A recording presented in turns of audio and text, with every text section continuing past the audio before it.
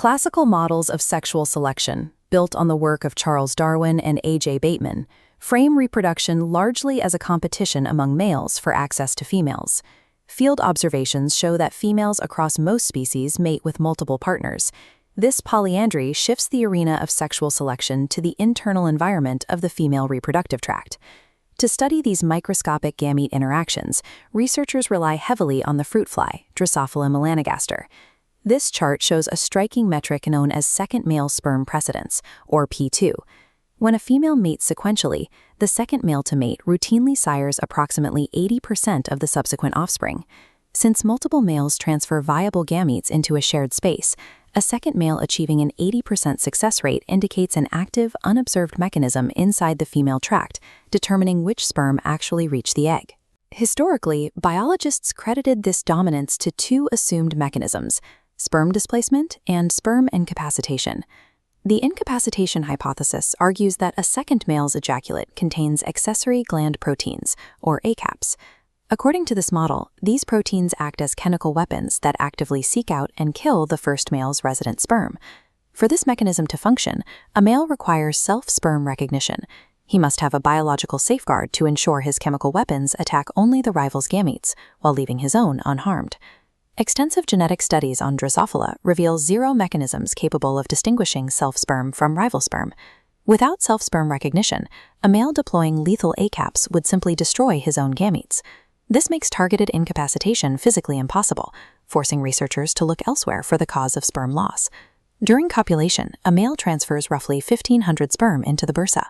Only 1/3 travel upward into two distinct storage environments: the mushroom-shaped spermathecae and the tubular seminal receptacle. Gametes stored here form the fertilization set, the primary group actively competing to fertilize eggs. The seminal receptacle has a fixed volume and operates as a tightly regulated female-controlled microenvironment. Any shift in the makeup of the fertilization set relies heavily on her physiological processes. To test the assumption that accessory gland proteins kill rival sperm, researchers Rhonda Snook and David Hoskin established a controlled baseline. They mated wild-type females to wild-type males, allowed the seminal receptacle to fill, and then waited a precise 4-day interval. They then introduced a second male. For the experimental group, they used a mutant fly known as GS1. This mutant lacks germ cells entirely, producing 0 sperm, but it retains intact accessory glands to produce ACPs. Meeting the female to a GS1 male floods the seminal receptacle with rival ACPs, but adds no new sperm. This perfectly isolates the chemical effect of the incoming seminal fluid on the resident gametes. Using fluorescence microscopy, researchers observed dense clusters of glowing, wriggling thread-like cells intermixed with dark, motionless ones inside the seminal receptacle. The empirical data showed 0 statistical difference.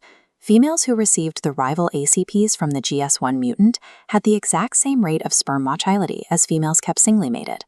Accessory gland proteins do not kill rival sperm. The observed mortality is strictly an artifact of natural cellular senescence. The gametes simply age during the 4-day storage interval. If ACPs don't incapacitate the first male's sperm, how does it disappear to allow the second male his 80% precedence? To isolate the physical variable, researchers used another mutant called PRD.res. This male executes the mechanical act of copulation flawlessly, but transfers absolutely 0 ejaculate, no sperm, and no Acps.